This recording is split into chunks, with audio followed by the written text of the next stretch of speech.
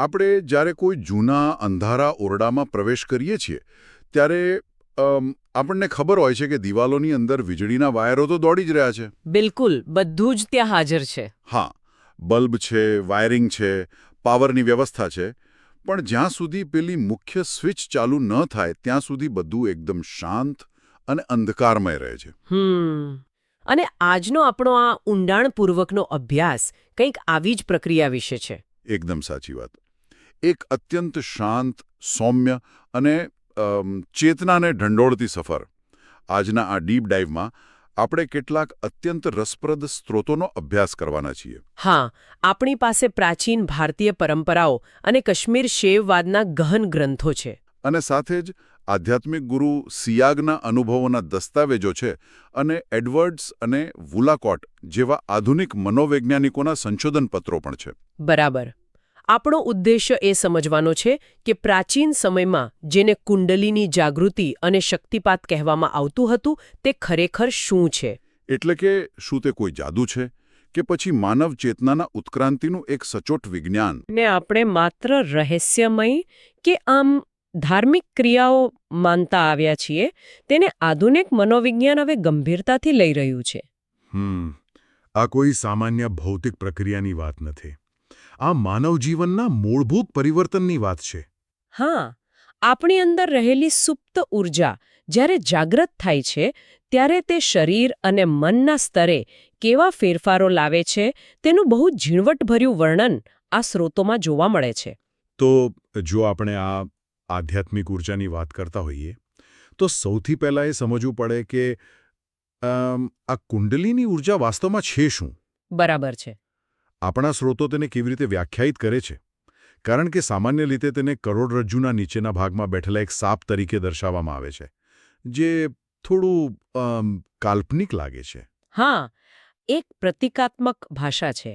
પ્રાચીન ઋષિઓએ જ્યારે આ ઊર્જાનો અનુભવ કર્યો ત્યારે તેને સમજાવવા માટે તેમણે રૂપકોનો સહારો લીધો.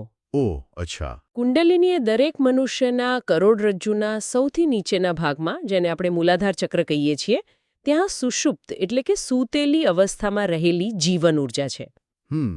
આ કોઈ શારીરિક અંગ નથી જેને સર્જરી કરીને જોઈ શકાય, પણ આ ચેતનાનું અત્યંત સૂક્ષ્મ સ્વરૂપ છે.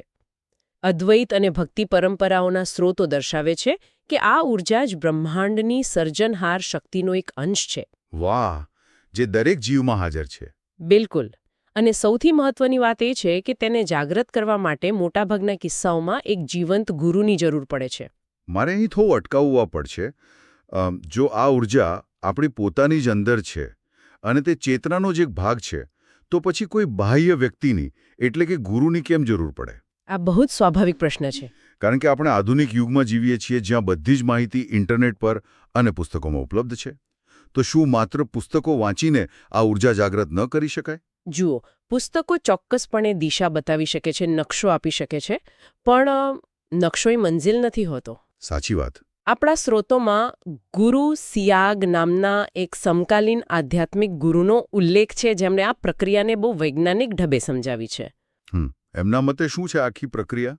તેમના મતે આધ્યાત્મિક જાગૃતિ એ માત્ર બૌદ્ધિક સમજણનો વિષય નથી, તે અનુભવની લેવડ-દેવડ છે. જેને આપણે ગુરુ કહીએ છીએ તે કોઈ સામાન્ય શિક્ષક નથી. બરાબર. પણ એક એવી વ્યક્તિ છે જેની પોતાની ચેતના સર્વોચ્ચ સ્તરે જાગૃત થઈ ચૂકી છે. પુસ્તક માહિતી આપે છે, જ્યારે ગુરુ એક સ્પાર્ક, એક તણખલો આપે છે. આ તણખલાવાળી વાત પરથી મને પેલા દીવા અને વાટનું દૃષ્ટાંત યાદ આવે છે જે આપણા સ્ત્રોતમાં આપેલું છે. હા, એ બહુ સુંદર ઉદાહરણ છે. આ તો એના જેવું જ છે કે એક દીવામાં તેલ પણ છે અને વાટ પણ છે. તે પ્રકાશ આપવા માટે સંપૂર્ણ રીતે સક્ષમ છે, પરંતુ તે પોતાની જાતે પ્રગટી શકતો નથી. બિલકુલ નહીં. તેને પ્રગટાવવા માટે બીજા એક પ્રજ્વલિત દીવાની જ્યોતનો સ્પર્શ જરૂરી છે. એક સળગતો દીવો જ બીજા બુઝાયેલા દીવાને પ્રકાશિત કરી શકે. આ જ્ઞાનના હસ્તાંતરણની અત્યંત સચોટ સમજૂતી છે. અને આ ઉદાહરણથી એક બહુ મોટી ગેરસમજ પણ દૂર થાય છે. કઈ ગેરસમજ? સમાજમાં સામાન્ય રીતે એવું માનવામાં આવે છે કે ગુરુ પોતાની કોઈ ચમત્કારિક શક્તિ શિષ્યની અંદર ઠાલવી દે છે. પણ ગુરુ સિયાગના સ્ત્રોતો બહુ સ્પષ્ટ કરે છે કે ગુરુ માત્ર એક ઉત્પ્રેરક તરીકે કામ કરે છે.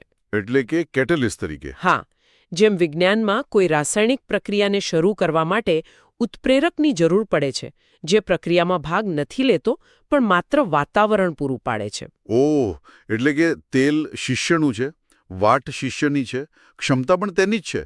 ગુરુ માત્ર જ્યોતનો સ્પર્શ કરાવવાનું માધ્યમ બને છે. એકદમ બરાબર. તો જો આ માત્ર એક સ્પાર્ક કે ઉત્પ્રેરક તરીકે કામ કરવાની પ્રક્રિયા છે, તો આ સંક્રમણ ભૌતિક રીતે કેવી રીતે થાય છે? એ સમજવું બહુ રસપ્રદ છે. એટલે એક જાગ્રત ચેતના બીજી ચેતનાને ઢંઢોળે છે કેવી રીતે? આપણા સ્રોતોમાં આ માટે શક્તિપાત શબ્દનો પ્રયોગ થયો છે. હા, શક્તિપાત. શક્તિ એટલે દિવ્ય ઊર્જા અને પાત એટલે ઉતરવું અથવા સંક્રમણ થવું. પણ આ પ્રક્રિયા પાછળનું મિકેનિઝમ શું છે? શક્તિપાતની પ્રક્રિયાને સમજવા માટે આપણે પ્રાચીન ગ્રંથોમાં વર્ણવેલી 4 મુખ્ય પદ્ધતિઓ પર ધ્યાન આપવું પડે. અચ્છા, 4 પદ્ધતિઓ છે. હા, અને આ પદ્ધતિઓ માત્ર ધાર્મિક વિધિઓ નથી, પણ ઊર્જાના સંક્રમણની બહુ ચોક્કસ પદ્ધતિઓ છે. સૌથી પહેલી પદ્ધતિ છે શારીરિક સ્પર્શ.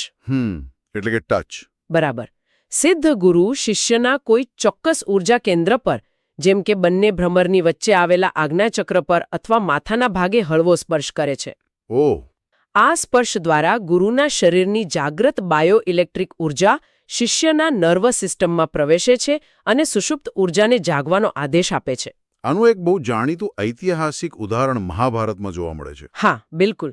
જ્યારે શ્રીકૃષ્ણએ કુરુક્ષેત્રના મેદાનમાં અર્જુનને વિશ્વરૂપ દર્શન કરાવ્યા, ત્યારે તેમણે અર્જુનને હૃદય સરસો ચાંપીને દીક્ષા આપી હતી. એકદમ સાચી વાત છે. અને ધ્રુવના કિસ્સામાં પણ એવું જ વર્ણન છે.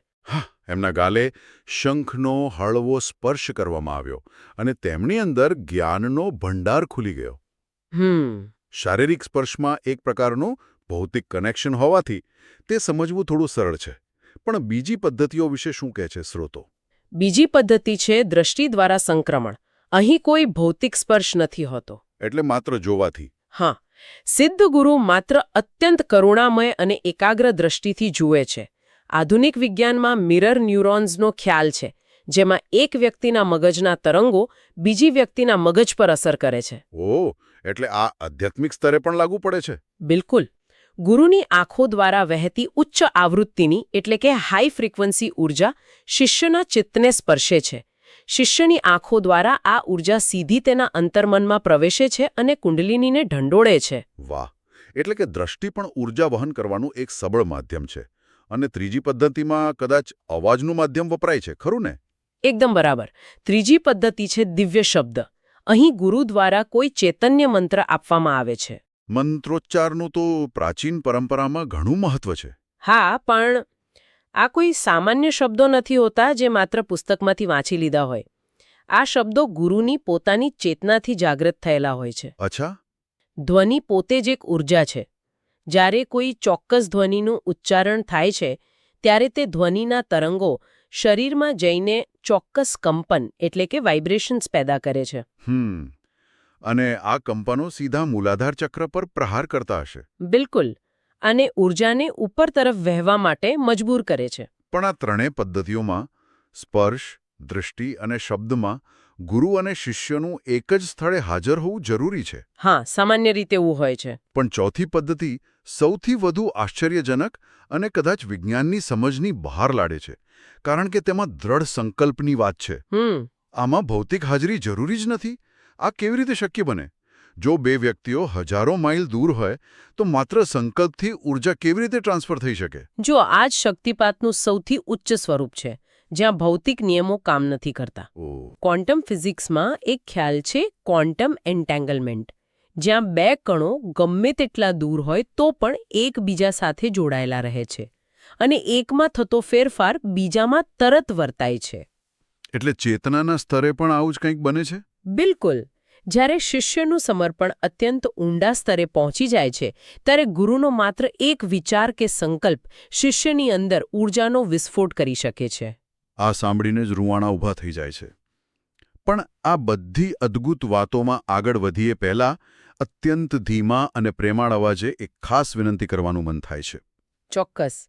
આ શાંત અને સૌમ્ય ડીપ ડાઇવ જો પસંદ આવી રહી હોય તો કૃપા કરીને આ ચર્ચાને લાઇક કરી શકાય છે અને અન્ય જિજ્ઞાસુઓ સાથે શેર કરી શકાય છે, પોતાના મૂલ્યવાન વિચારો કોમેન્ટમાં જણાવી શકાય છે અને આવી જ અન્ય ઊંડાણપૂર્વકની ચર્ચાઓ માટે આ ચેનલને સબસ્ક્રાઇબ કરવાનું પણ વિચારી શકાય છે. હા, આટલી સુંદર યાત્રામાં જોડાયેલા રહેવું ખરેખર આનંદદાયક છે. તો આપણે સંકલ્પની વાત કરતા હતા. આ જ કારણ છે કે એકલવ્ય અને ગુરુ દ્રોણાચાર્યની વાર્તા આજે પણ પ્રસ્તુત છે, ખરું ને? હા, એકદમ સચોટ પદાર્થન છે આ. એકલવ્ય જંગલમાં માટીની મૂર્તિ સામે અભ્યાસ કરતો હતો. દ્રોણાચાર્ય ભૌતિક રીતે ત્યાં નહોતા. પણ એકલવ્યની દ્રઢ ઈચ્છા અને સમર્પણ એટલું પ્રબળ હતું કે સમય અને સ્થળના ભૌતિક બંધનો ઓગળી ગયા. બિલકુલ. અને ગુરુ દ્રોણાચાર્યની ચેતનાએ કદાચ તેમની જાણ બહાર પણ શિષ્યના અતૂટ સંકલ્પને પ્રતિસાદ આપ્યો જ. આ બતાવે છે કે અંતે તો ગ્રહણશીલતા જ આખી પ્રક્રિયાનું સંચાલન કરે છે. અને આ ગ્રહણશીલતા દરેક વ્યક્તિમાં અલગ અલગ હોય છે, જે આપણને કાશ્મીર શૈવવાદના સિદ્ધાંતો તરફ લઈ જાય છે. અચ્છા, કાશ્મીર શૈવવાદ આ વિશે શું કહે છે? કાશ્મીર શૈવવાદ એ પ્રાચીન ભારતની એક એવી દાર્શનિક પરંપરા છે જે ચેતનાના વિજ્ઞાન અને ઊર્જાના સિદ્ધાંતો પર ખૂબ જ બારીક અભ્યાસ ધરાવે છે. આ પરંપરા અનુસાર દીક્ષા પ્રાપ્ત કર્યા પછી શક્તિપાતની અસરો અલગ અલગ સ્તરમાં જોવા મળે છે, કારણ કે વ્યક્તિની આધ્યાત્મિક તૈયારી, માનસિક સ્થિતિ અને કર્મોનો બોજો અલગ અલગ હોય છે. એટલે કે કોઈ એક જ સાઇઝ બધાને ફિટ નથી થતી? બિલકુલ નહીં. રિસીવર જેટલો શુદ્ધ, ઊર્જાનો પ્રવાહ એટલો જ સ્પષ્ટ. સાચી વાત. આ પરંપરામાં આ સ્તરોને તીવ્ર અને મંદ એમ વિવિધ શ્રેણીઓમાં વહેંચવામાં આવ્યા છે. ઓહ, તો સૌથી ઉચ્ચ સ્તર કયું છે? સૌથી ઉચ્ચ સ્તર છે તીવ્ર શક્તિપાત. આ એવી અવસ્થા છે જ્યાં મન એટલું તૈયાર હોય છે કે ઊર્જાનો સ્પર્શ થતાં જ તરત જ મુક્તિનો, બ્રહ્માંડ સાથે એકાકાર થઈ ગયાનો અનુભવ થાય છે. વાહ. પછી આવે છે તીવ્ર મધ્ય, જેમાં કોઈ બાહ્ય માર્ગદર્શનની લાંબા સમય સુધી જરૂર નથી રહેતી, અંદરથી જ અંતર્જ્ઞાન પ્રગટે છે. પણ મોટાભાગના સામાન્ય લોકો માટે કયું સ્તર હોય છે? સામાન્ય લોકો માટે મધ્યમ અથવા મંદ કક્ષાનો શક્તિપાત થતો હોય છે. એટલે એમાં ધીમી પ્રક્રિયા હોય છે. હા, જેમાં ઊર્જા તો જાગે છે, પણ હજુ ભૌતિક દુનિયાની આસક્તિઓ અને માનસિક અવરોધો એટલા બધા હોય છે કે તેને ધીમે ધીમે ધ્યાનના માધ્યમથી સાફ કરવા પડે છે. તો ચાલો આ અવરોધો સાફ થવાની પ્રક્રિયાને થોડી પ્રેક્ટિકલી સમજીએ. ચોક્કસ. જ્યારે આ કુંડલીની ઊર્જા જાગૃત થાય છે અને કરોડરજ્જુમાંથી ઉપર તરફ વહેવાનું શરૂ કરે છે, ત્યારે શરીરમાં અને મનમાં કેવા લક્ષણો દેખાય છે? મેં વાંચ્યું છે કે આ અનુભવો ખૂબ જ તીવ્ર હોય છે. હા, આ લક્ષણો ખરેખર ખૂબ જ વૈવિધ્યસભર હોય છે. એટલે? શરૂઆતમાં શારીરિક લક્ષણો કેવા હોય છે? શારીરિક લક્ષણોની વાત કરીએ તો ઘણીવાર કરોડરજ્જુમાં વીજળી જેવો ગરમ અથવા અત્યંત ઠંડો પ્રવાહ વહેતો હોય તેવો સ્પષ્ટ અનુભવ થાય છે. ઓહ, આશ્ચર્યજનક. અને સૌથી નોંધપાત્ર બાબત એ છે કે સ્વયંસ્ફુરિત યોગિક ક્રિયાઓ થવી. એટલે કે જાતે જ આસનો થવા લાગે. હા, ધ્યાનમાં બેઠેલી વ્યક્તિનું શરીર આપમેળે એવા આસનો, મુદ્રાઓ કે શ્વાસોશ્વાસની પ્રક્રિયાઓ કરવા લાગે છે જે ક્યારેય શીખ્યા જ નથી હોતા. મારે અહીં એક સ્વાભાવિક ડરને વાચા આપવી પડશે જે સાંભળનારાઓના મનમાં ઊભો થઈ શકે છે. હા, કહો ને. અચાનક એવા આસનો થવા લાગે જે ક્યારેય શીખ્યા જ નથી, અથવા શરીર આપમેળે હલનચલન કરવા લાગે, તે સામાન્ય સમજની દ્રષ્ટિએ ગળે ઉતારવું થોડું મુશ્કેલ છે. એ વાત સાચી છે. આ તો જાણે કંટ્રોલ છીનવાઈ ગયો હોય એવું લાગે છે. આ પાછળનું મિકેનિઝમ શું હોઈ શકે? જુઓ, આ ડર સ્વાભાવિક છે, કારણ કે મન હંમેશા શરીર પર નિયંત્રણ રાખવા ટેવાયેલું છે. પણ જ્યારે કુંડલીની જાગૃત થાય છે, ત્યારે તે શરીરના ઓટોનોમસ નર્વસ સિસ્ટમ સાથે જોડાઈ જાય છે. અચ્છા. શરીરની અંદર એક એવી ઉચ્ચ બુદ્ધિમત્તા છે જેને ખબર છે કે ક્યાં બ્લોકેજ છે, ક્યાં કચરો જમા થયો છે.